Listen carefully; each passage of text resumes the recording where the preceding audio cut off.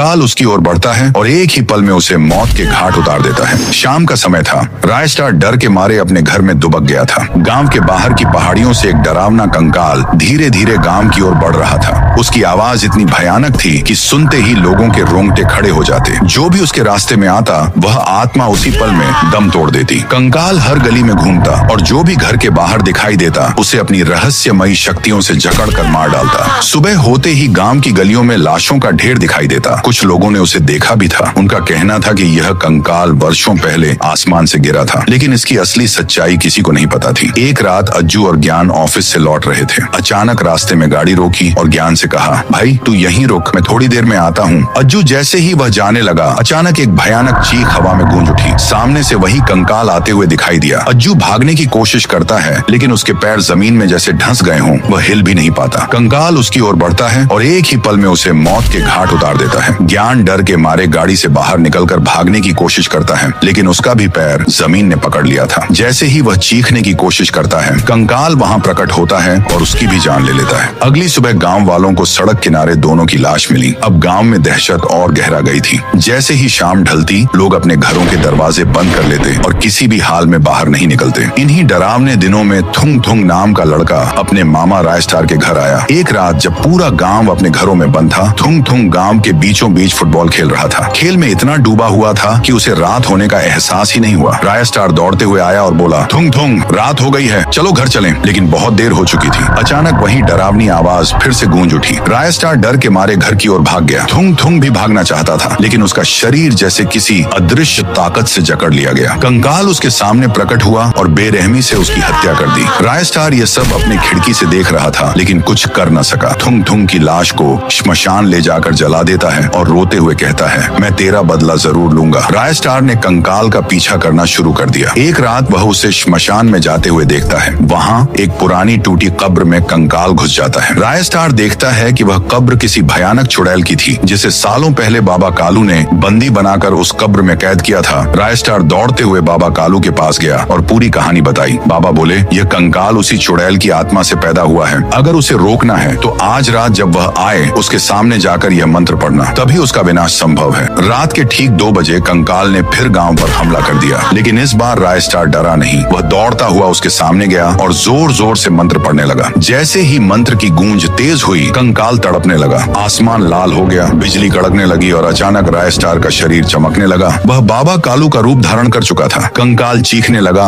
हवा में भयानक कंपन होने लगा और कुछ ही पलों में वह जलकर भस्म हो गया।